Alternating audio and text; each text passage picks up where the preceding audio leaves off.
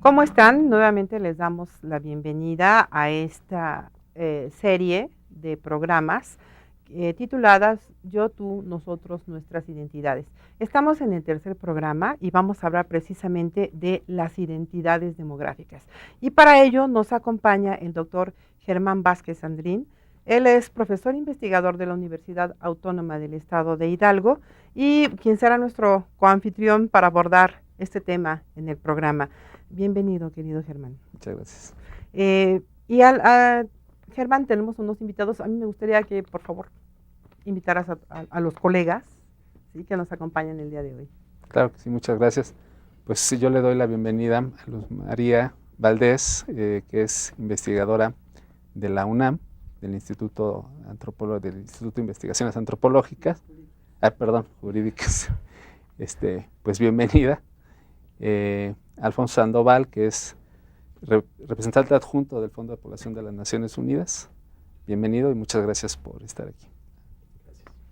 Bueno, pues, querido Germán, si nos pasas o nos dices, por favor, ¿qué vamos a ver aquí? ¿Cuál es el objetivo del programa de hoy? ¿Cómo no? Pues el objetivo de este programa es reconocer, como lo estamos viendo en pantalla, las múltiples formas de identificar a las diversas poblaciones del país a través de los censos y encuestas nacionales. Este objetivo, pues dentro de la demografía particularmente, es lo que vamos a estar explorando dentro del campo disciplinario de la demografía, particularmente el reconocimiento de estas identidades. Muy bien. Y si recordamos, queridos amigos, el programa anterior abordamos los temas sobre la identidad desde la sociología y como ven, ahora pues vamos a trabajar esto del tema de la identidad desde la demografía. Qué cosa tan interesante. Para ello, invitamos a que se comuniquen con nosotros en el correo de voz al 5622 8718 y al 5622 8720. O también pueden contactarnos vía correo electrónico a mirador@coaed.unam.mx y encontrarnos en la página http://mirador.coaed.unam.mx. Bueno, pues empezamos con preguntarles, en la demografía, ¿se puede hablar de identidad a partir de la propia demografía? Bueno, si para empezar a comentar al respecto, yo quisiera hacer de entrada una observación en cuanto a que desde mi punto de vista la demografía per se no ha reflexionado suficientemente sobre el tema de las identidades. Más bien ha sido en el contacto con otras disciplinas, como la antropología, como la sociología, que ha tenido que enriquecer sus propios conceptos y sus propias herramientas, tratando de cuantificar de alguna manera ciertos aspectos relacionados con las identidades. Y también me gustaría mencionar otra cuestión. Me llamó mucho la atención la manera como se planteó el objetivo de este programa. Yo quisiera cuestionarlo. O sea, en el objetivo de este programa se habló de que vamos a hablar sobre cómo identificar a las poblaciones o grupos de población, o sea, como si fueran objetos de estudio. A mí me parece que este es uno de los temas de reflexión, de polémica, que hay que destacar. Sin duda, uno de los grupos de población principales de que estamos hablando son los pueblos indígenas.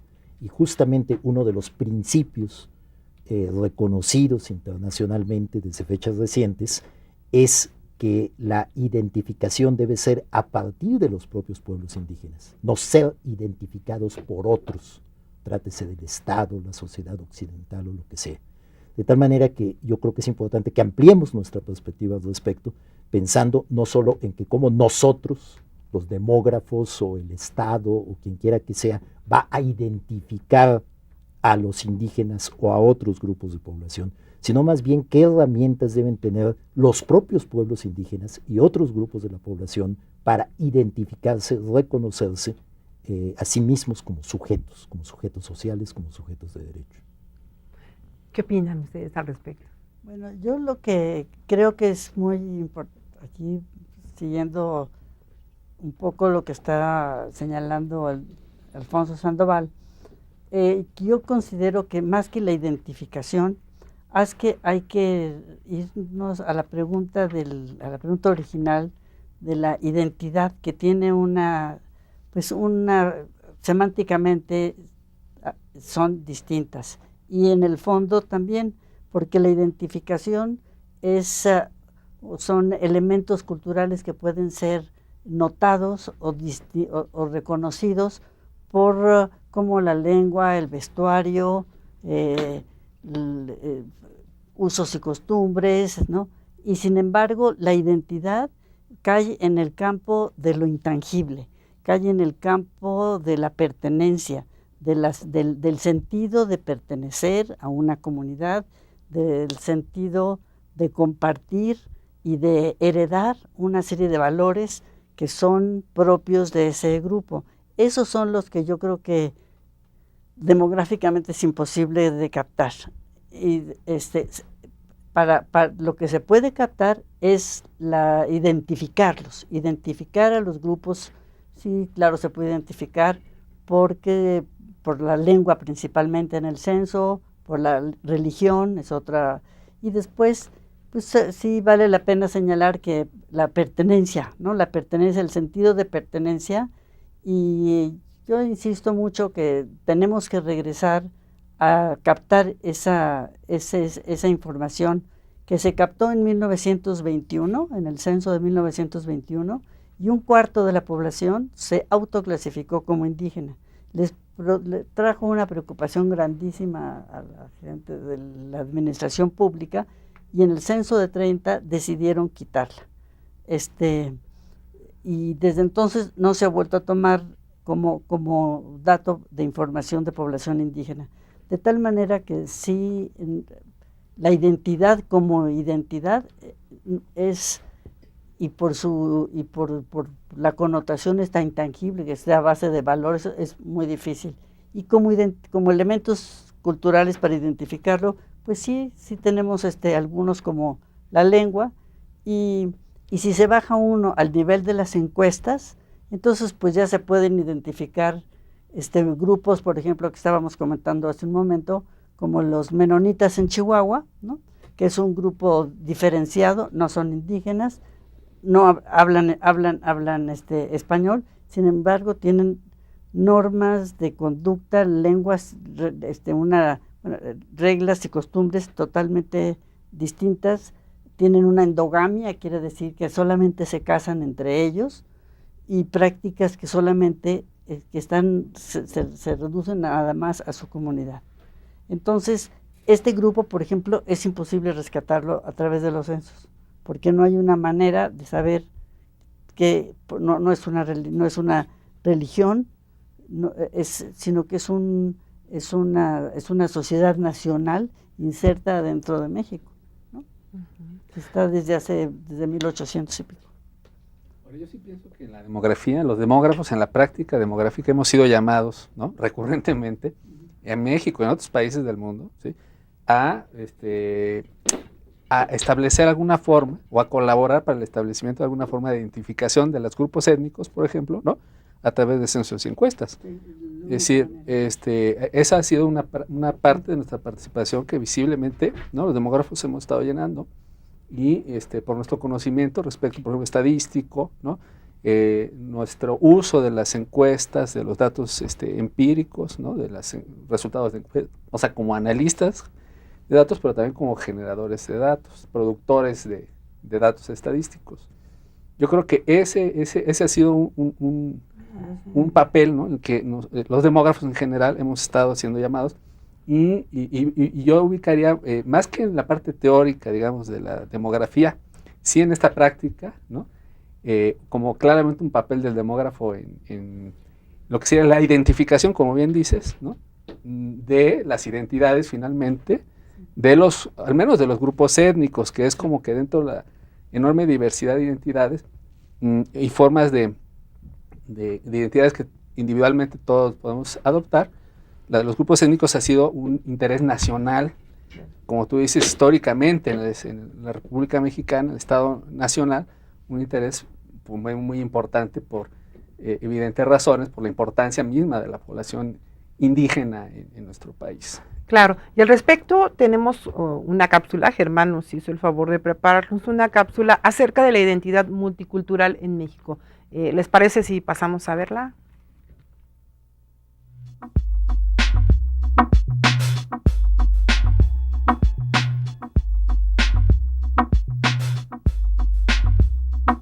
México es un país multicultural. El componente principal de dicha diversidad lo constituyen los pueblos originarios. El artículo 2 constitucional establece que la nación tiene una composición pluricultural sustentada originalmente en sus pueblos indígenas, que son aquellos que descienden de poblaciones que habitaban en el territorio actual del país al iniciarse la colonización, y que conservan sus propias instituciones sociales, económicas, culturales y políticas o parte de ellas. Se estima que en el año 2005, casi 10 millones de personas habitaban en hogares indígenas en México, distribuidos en 68 grupos lingüísticos. Se han contabilizado al menos 25 regiones indígenas tradicionales repartidas en el norte, sur, sureste y centro del país. En estas regiones pobres se reproducen las prácticas agrícolas, artesanales, religiosas y artísticas que los distinguen del resto de la población. La migración en busca de trabajo y mejores condiciones de vida ha repartido a las poblaciones indígenas prácticamente por todo el territorio del país, en las ciudades metropolitanas, medias y pequeñas, en los modernos campos agrícolas, así como en explotaciones tradicionales, a lo largo de las fronteras internacionales, tanto en México como en el extranjero. Sin embargo, la diversidad cultural de la población del México actual no se limita a sus poblaciones autóctonas. Tiene también sus raíces en la población europea y africana fundamentalmente, así como en menor medida del resto de América, Asia y Oceanía. Si bien históricamente existen 3 grandes componentes culturales en México, claramente diferenciados en la población mestiza, indígena y afrodescendiente, prolifera además un gran número de pequeñas poblaciones culturalmente distintas, cada una con una identidad propia, de las cuales se sabe muy poco. En su conjunto, todas ellas le dan sentido a nuestra identidad mexicana, y el reconocimiento público y visibilidad de dicha diversidad es una premisa básica que debe ofrecer un Estado pluricultural como el nuestro.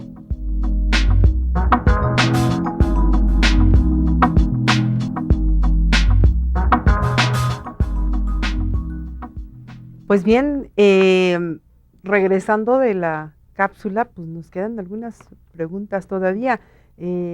Adelante, ¿qué pasó? Sí, yo quisiera hacer un comentario porque me interesó mucho la cápsula y creo que es un momento de hablar de lo que es la identidad, porque tenemos en donde están comprendidos todos, que es la identidad nacional, en donde están comprendidos los indígenas y los menonitas y todos los que se sienten mexicanos.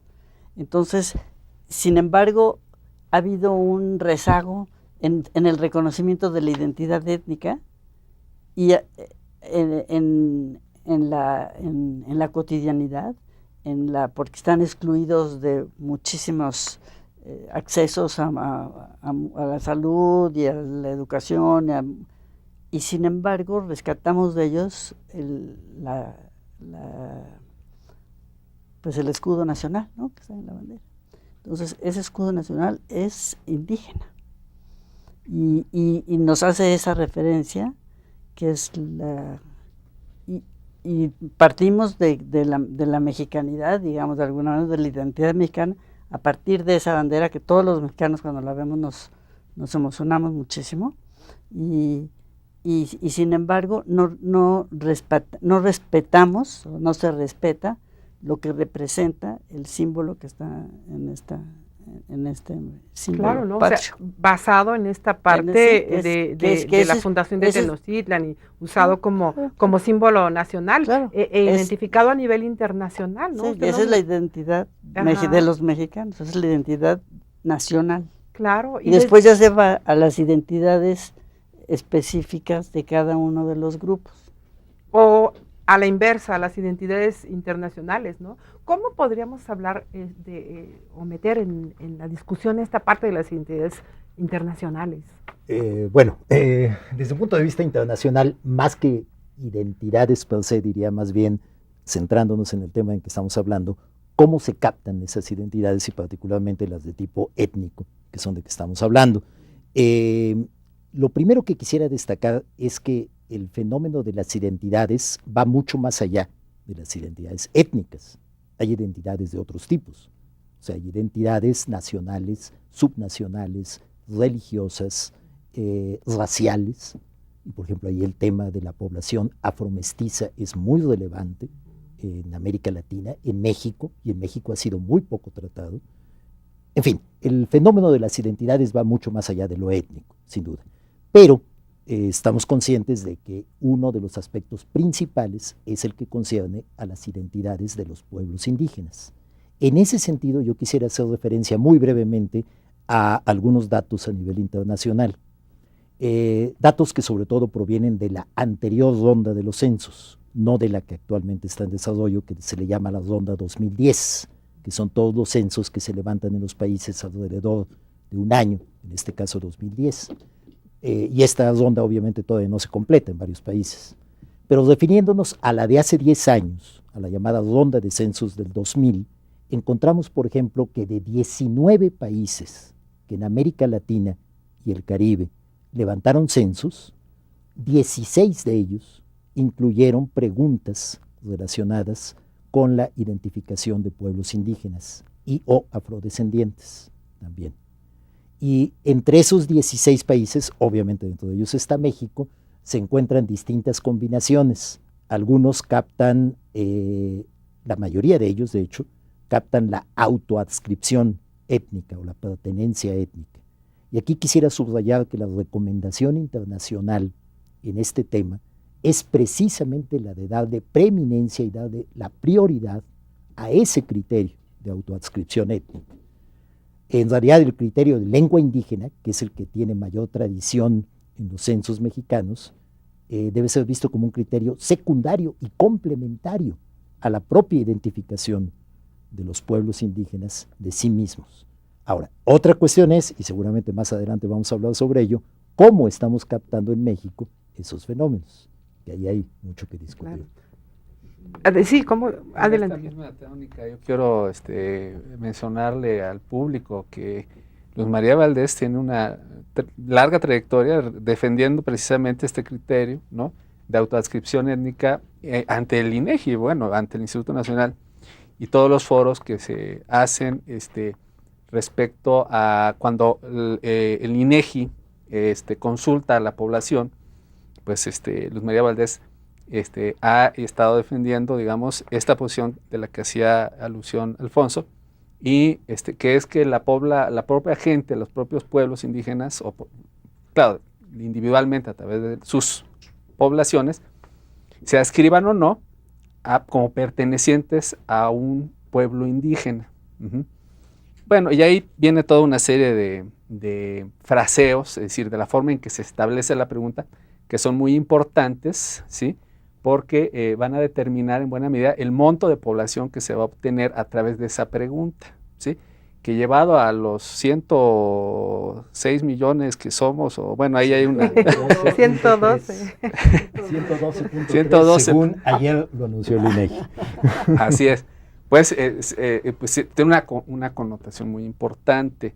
Entonces, y ahí es donde hay como una bisagra, ¿no?, entre movimientos sociales y las estadísticas nacionales y derechos, ¿no?, derechos de los pueblos indígenas. Es decir, esta identificación, esta pregunta que se establece, tiene una consonancia muy importante, muy grande, en muchos ámbitos de la vida pública y de la vida privada de esta gente, ¿no?, de las poblaciones indígenas.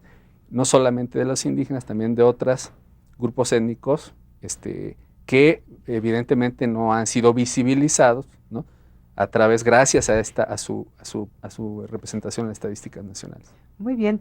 Germán, hay una entrevista que realizaste al maestro Enrique Serrano Carreto. ¿Les parece bien si pasamos a ver esta entrevista? Gracias.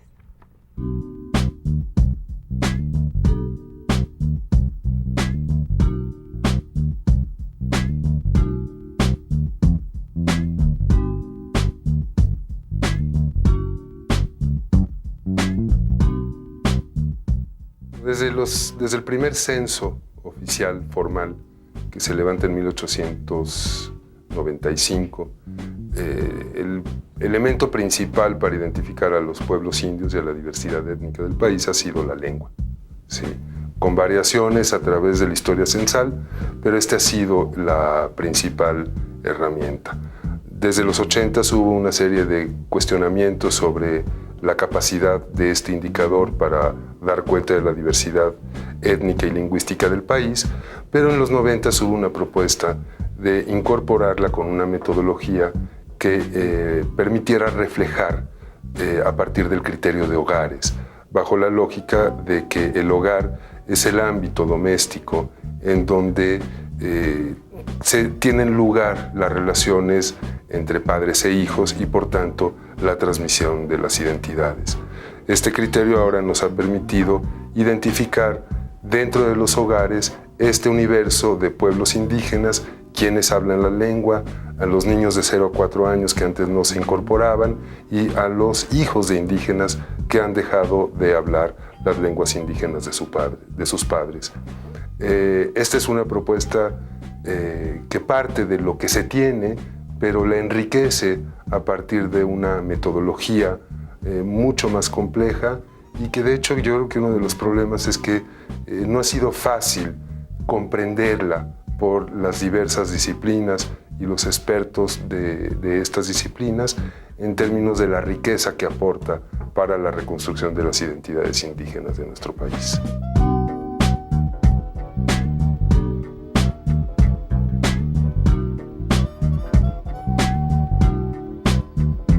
No es lo mismo captar la diversidad étnica en un censo nacional que en una encuesta regional, una encuesta nacional o incluso un trabajo de corte más cualitativo o antropológico.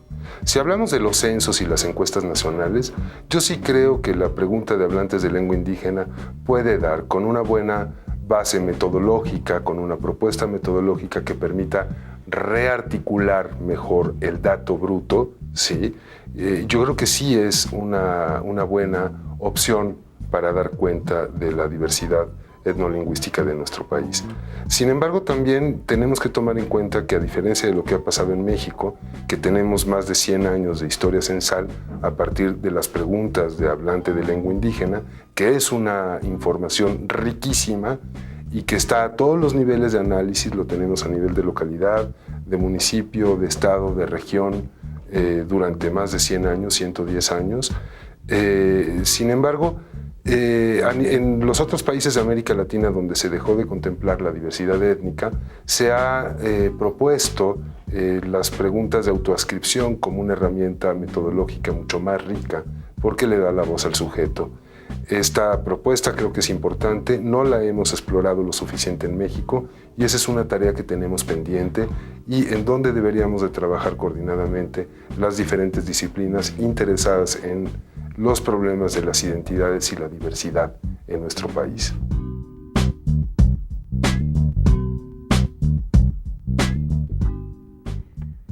¿Y qué te pareció esto que nos preparaste?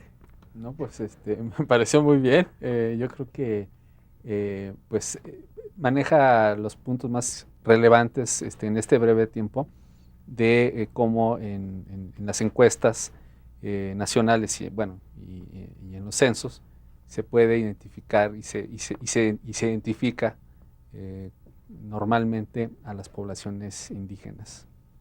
¿Y es posible identificar las identidades en las estadísticas demográficas? Bueno. Adelante. En las estadísticas demográficas no se pueden identificar las lenguas si a través de eso rescatar la identidad, a través de otros mecanismos antropológicos y sociológicos. Nomás las estadísticas, el censo nada más nos da opción de entrar a la lengua, es la única entrada que nos da, y en el censo ampliado a la pertenencia étnica en el 2000, en el 2010 yo creo que no venía en el ampliado, a lo mejor si venía de cualquier manera no es una buena captación porque no abarca las comunidades indígenas, entonces capta muy poquita, una proporción de población muy pequeña, que es muy difícil de trabajar. Pero lo que sí es importante rescatar aquí son las principales lenguas indígenas, cómo tienen distintas identidades y distintas manifestaciones de su identidad. Tenemos, por ejemplo, el náhuatl, que es la lengua indígena que se habla mayor en toda la República, está presente en todos los estados de la República, en unos con una presentación muy indígena, en donde todavía todos los elementos culturales propios del indigenismo están presentes, con una fecundidad alta, o sea, todos los elementos demográficos que se pueden rescatar de los municipios que hablan lengua indígena, que tienen una alta proporción de lengua indígena, nos encontramos esas diferencias. Si tienen la siguiente lengua son los mayas, que tienen han tenido un acceso a incorporarse a la salud, y nos tienen un comportamiento demográfico totalmente distinto a los mayas, a los náhuatl, porque los mayas pues han reducido su fecundidad, tienen un acceso a los servicios de salud mayor que lo que han tenido y están muy localizados, no están presentes en toda la República. Y el tercer grupo de tamaño de población indígena que son cerca de 800,000, son los zapotecas de Oaxaca. Tienen una identidad étnica muy definida, con un comportamiento muy etnocultural, digo, muy dirigido hacia adentro, y con una connotación, es que es una población que ha migrado también a Estados Unidos. No es tan distribuido en toda la República. Hay información de que hay en Monterrey, en los lugares en donde hay mucho desarrollo, en Cancún, estos lugares que son puntos de atracción, es en donde se han ido, hay mucha presencia zapoteca. Y un dato nomás último que doy: los zapotecas son el grupo étnico que tiene la mayor proporción de personas mayores de 85 años en toda la República. Una pirámide de edades. Es el grupo que tiene mayor esperanza de vida, digamos. Claro. Les invitamos a pasar a una pausa y espero que estemos poniendo bastante atención al programa, porque después de la pausa les vamos a decir cuáles son los obsequios que tenemos para el día de hoy y la pregunta para hacerse acreedores de uno de estos obsequios. Muchas gracias. No se vayan.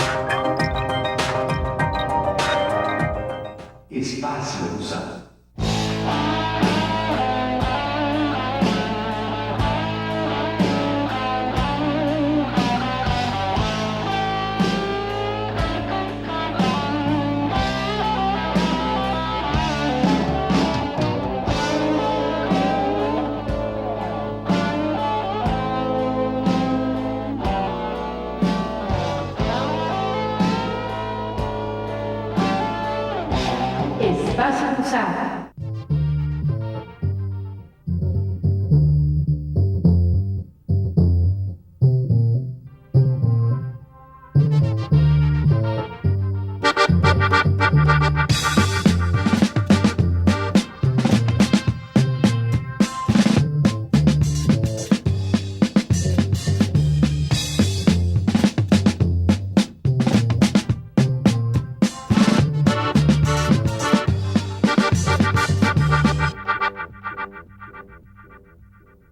Espacio Cruzado.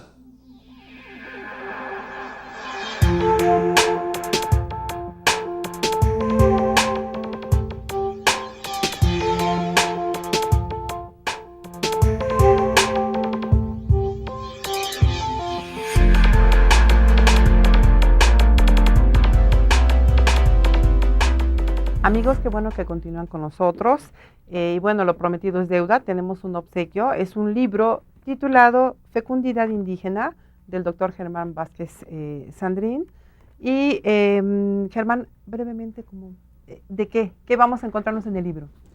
Bueno, en este libro considero que la aportación principal es la identificación precisamente de los grupos etnolingüísticos precursores en el descenso de la fecundidad de la población indígena en el medio rural en México. Es decir, yo identifico quiénes son los pueblos precisamente nahuas de parte centro del país, son los grupos del Valle del Mezquital en Hidalgo y en Yucatán, los mayas de Yucatán son los grupos que primero comenzaron a disminuir su fecundidad dentro del medio rural mexicano. Entonces, identifico la fecha, más o menos el periodo en que este descenso comienza y quiénes son las pioneras, las mujeres pioneras, ¿no?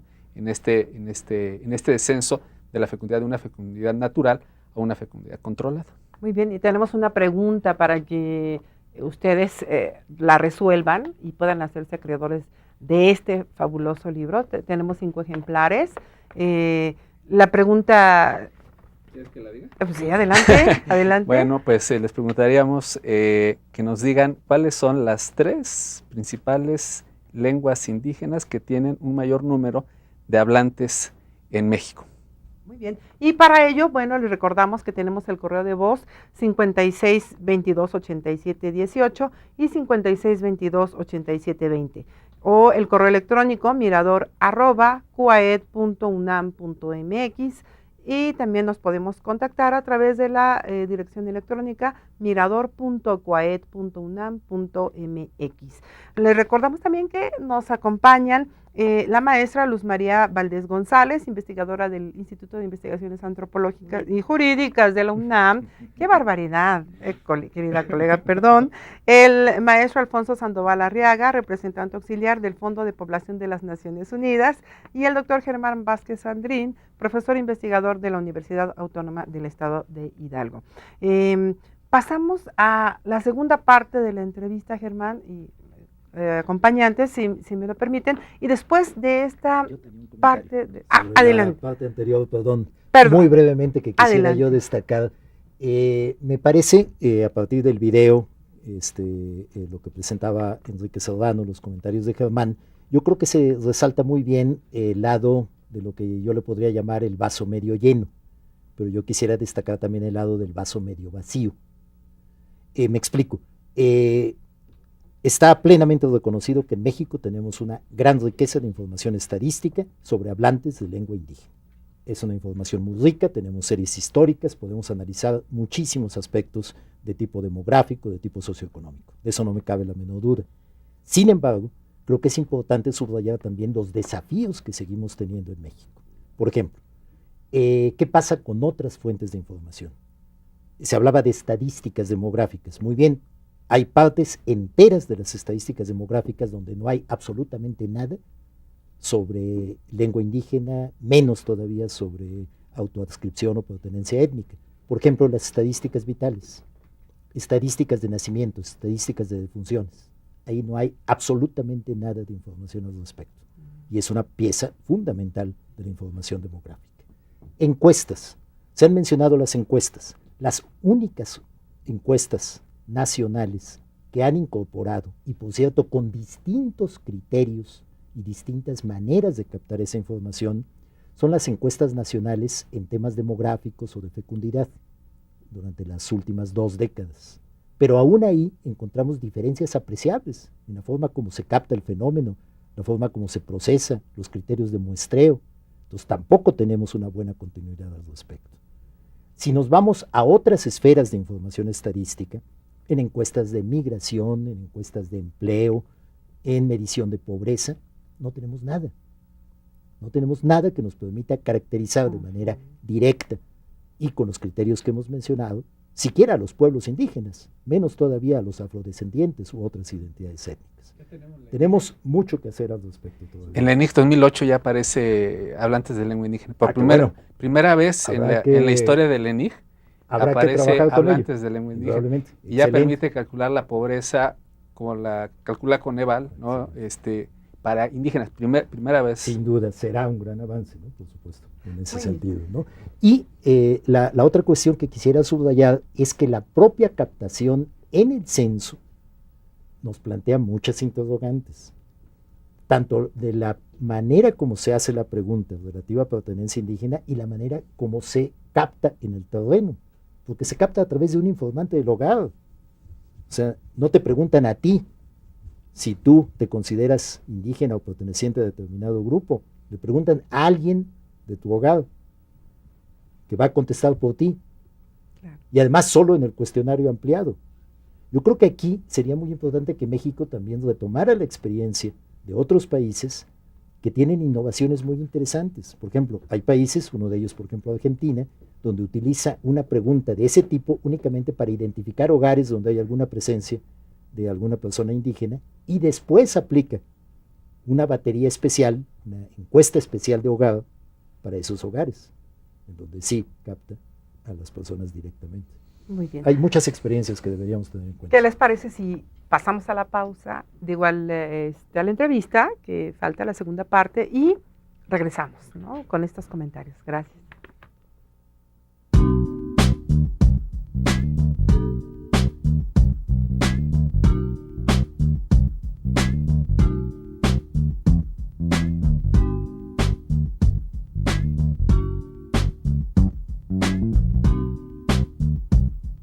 La Constitución lo que mandata a partir de la modificación de 2001 es la diversidad, el reconocimiento de la diversidad étnica y cultural del país, sustentada principalmente en los pueblos indígenas. Y la Constitución define precisamente el concepto de pueblos y comunidades indígenas como el enunciado central que permite dar cuenta de esta diversidad. A partir de ahí se han hecho ejercicios interesantes para articular, para vincular los conceptos que te permiten definir qué es pueblo y comunidad indígena, y la propuesta ha sido a partir de la categoría de hogares para su identificación. Sin embargo, queda pendiente el reconocimiento de las demás formas de diversidad cultural e incluso racial. No podemos olvidar que México tiene desde la colonia una importante diversidad racial y de orígenes nacionales diversos, desde poblaciones orientales, filipinas, que llegaron con los viajes de la nao de China al sur del país, y poblaciones chinas o japonesas que empezaron a llegar a nuestro país a fines del 19, durante el 20. Estas poblaciones no se han identificado en ningún instrumento social, estadístico. Lo mismo ha sucedido con la población negra. El problema de la población negra es que está atravesado por el concepto de raza, que no es un concepto incluso políticamente fácil de manejar. En otros países la raza se define a partir del color de la piel, ¿sí? La otra propuesta importante ha sido a través de las preguntas de autoascripción, que permitirían precisamente, por darle la voz al sujeto, dar cuenta de cómo se identifican los grupos sociales, las personas, las familias, en función de sus orígenes raciales, culturales, étnicos. Esta pregunta no ha sido suficientemente explorada en nuestro país. Se intentó aplicar en el censo de 2000, fue un buen ejercicio, pero no se ha vuelto a aplicar en los ejercicios censales o en los ejercicios de las estadísticas nacionales. Desde mi punto de vista, harían falta dos cosas. Uno, abundar en las posibilidades de construir a través de las preguntas de autoascripción la posibilidad de identificar verdaderamente la diversidad social y cultural y racial de nuestro país, y por otro lado, hacer propuestas concretas para que en los sistemas nacionales de información se incorporen este tipo de preguntas que dan cuenta precisamente de lo que en realidad somos como país diverso, y no únicamente de pueblos indígenas, también de poblaciones con origen afromestizo o mexicano-africanos, o poblaciones judías, árabes, chinas, japonesas o de otras regiones de Oriente y del resto del mundo.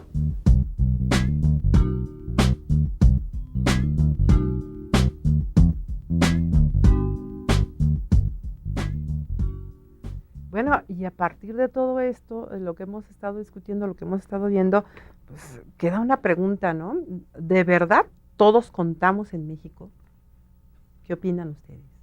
Yo creo que no contamos todos en México. Yo creo que hay una exclusión muy grande de los censos, de las minorías, no solamente las minorías indígenas, sino de otras minorías, y los censos, que salió ayer, que de 112 millones, yo creo que vamos a hacer un poquito más de esos 112 millones, y tenemos que pensar que es muy importante rescatar el número de lenguas indígenas que están vigentes, porque hay poblaciones indígenas que se están extinguiendo y que se les debe de aplicar una política de población diferenciada para promover su fecundidad, porque la etnicidad es la riqueza, yo creo, de este país, es la que nos ha permitido ser diferentes de todos los países del mundo, y darles un espacio y sí rescatarlos en los censos a través de la pertenencia étnica.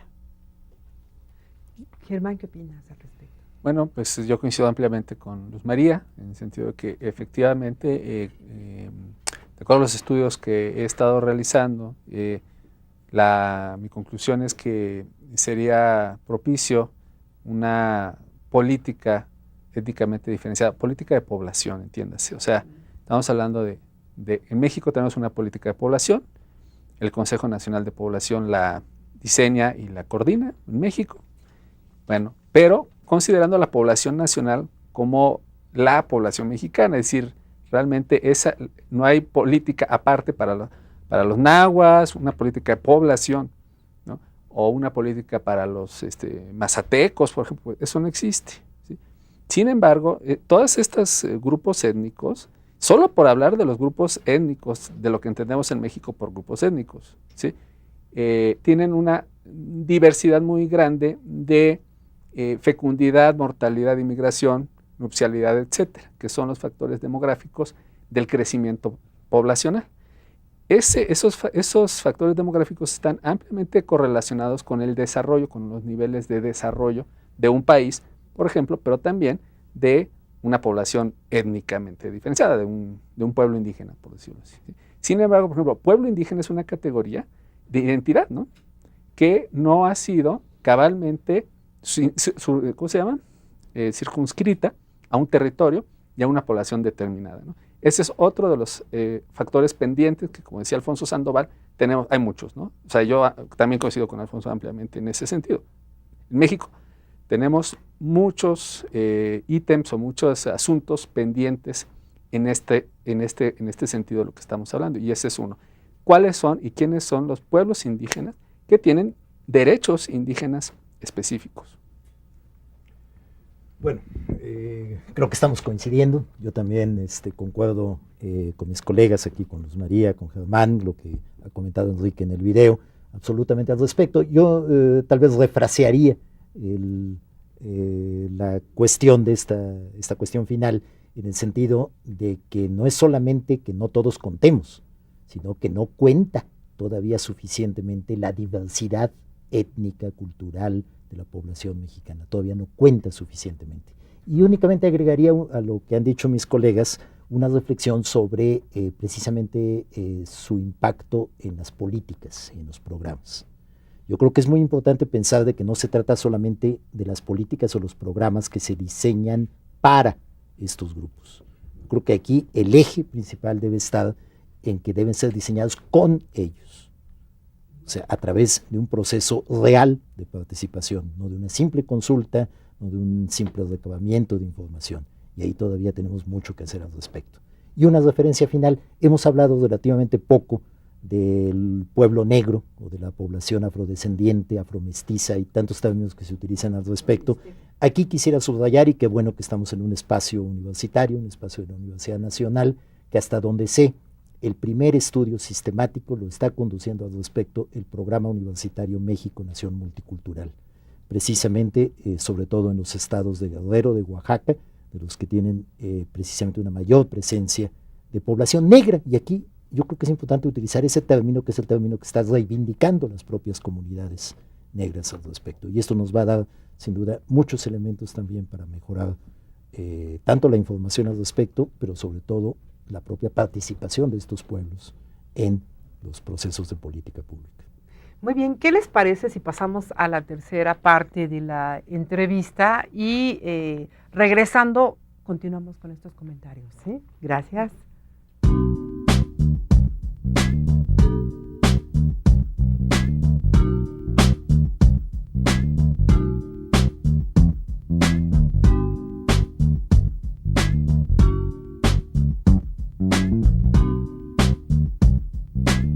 Yo creo que tenemos una buena base en concreto sobre los pueblos indígenas.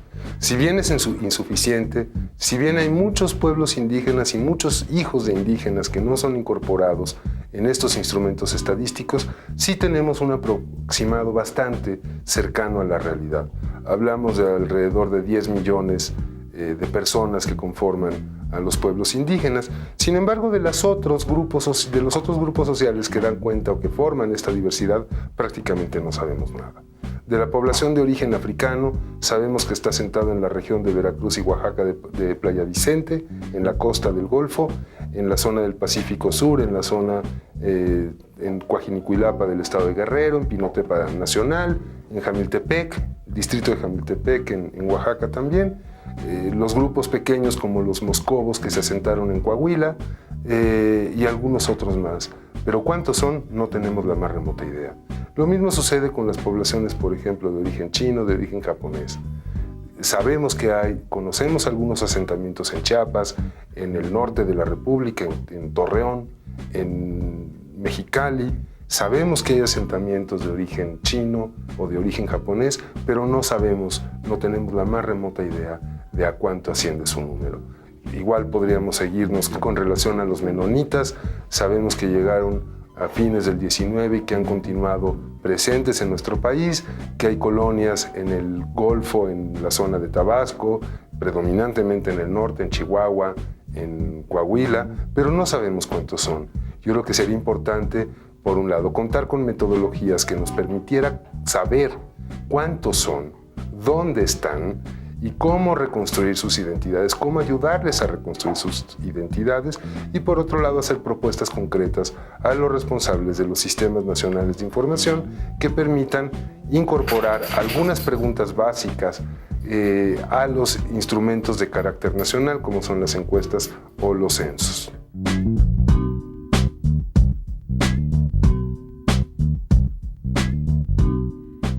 Bien, tenemos un poquito de tiempo para las conclusiones, ¿no? ¿Qué nos pueden decir respecto de esto de las identidades demográficas? Maestra, por favor. Bueno, respecto de las identidades demográficas podemos decir poco, porque no se rescatan muy poco demográficamente. Demográficamente lo que se puede hacer, la demografía como instrumento, es rescatar el comportamiento de algunos grupos que habitan en localidades en donde la mayoría de la población habla una lengua determinada. Eso es la manera de poder accesar a eso, porque como señalaba Alfonso, es imposible, no tenemos nada de información de estadísticas vitales. A través de este mecanismo de incursionar por vías alternas o alternativas, de municipales o de localidades, sí se puede encontrar que hay unas diferencias tremendas.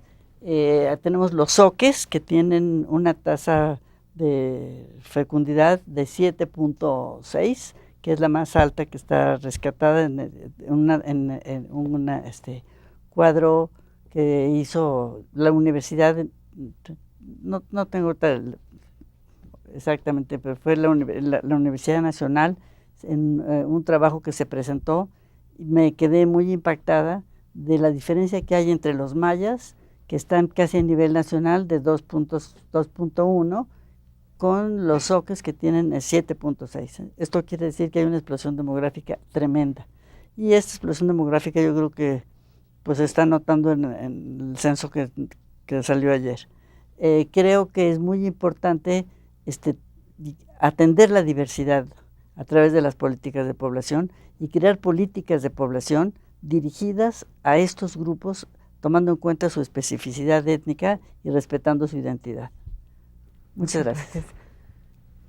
¿Qué tal, Alfonso? Bueno, sin duda habría muchas reflexiones que quisiera uno hacer al respecto. Yo destacaría sobre todo una de ellas. Creo que tenemos mucho que trabajar y mucho que aprender, y en varios sentidos. Creo que tenemos mucho que trabajar y mucho que aprender dentro de México, con una mucho mayor integración de las comunidades académicas con las instituciones públicas, tanto las productoras de información como las que utilizan esa información en sus programas. No es solo el INEGI, nos hemos detenido un poco en el INEGI. O sea, hay más instituciones en ese sentido, pero sobre todo con las propias comunidades, con las comunidades indígenas, con las comunidades negras, con las comunidades de otras identidades. Tenemos mucho que hacer, mucho que trabajar y mucho que aprender en ese sentido. Y en el otro sentido, hacia afuera, yo creo que también, yo creo que México puede aportar mucho de su experiencia, de su conocimiento, de su información en estos ámbitos a otros países. Estoy pensando sobre todo países del ámbito latinoamericano, pero no solo latinoamericanos, son cuestiones que rebasan la región. Pero también al contrario, yo creo que México también tiene mucho que aprender de otros países sobre cómo han abordado esta temática, en qué han avanzado, en qué no han avanzado, etc. Eso daría con esa reflexión. Gracias. Germán. Bueno, yo creo que la identidad es un tema relativamente nuevo para la demografía, pero no solamente para la demografía, sino para el concepto de población, ¿sí?, que tenemos, porque siempre se ha pensado desde la fundación de la propia demografía en población como algo monolítico, como algo homogéneo en su interior, relativamente. Entonces, ahora que se habla de pueblos dentro de un pueblo, es un verdadero desafío para la demografía. Algunos lo estamos retomando como desafío desde el enfoque demográfico. Hay que profundizar en esto. La identificación, creo yo, es el punto central, ¿sí?, que establece el puente entre dos dimensiones, que es lo demográfico en sí con lo poblacional, ¿no? Entonces, ahí hay mucho que hacer desde el enfoque de la demografía y, bueno, pues en eso estamos trabajando. Gracias. Y bueno, el tiempo se nos acabó y les agradecemos a ustedes el haber estado con nosotros en este tercer programa de la serie Yo, Tú, Nosotros, Nuestras Identidades. Y les invitamos a que a la 1:00 p.m. sintonice en Mirador Universitario la serie Haz de tu derecho un derecho. Muchísimas gracias y estamos aquí en la próxima semana.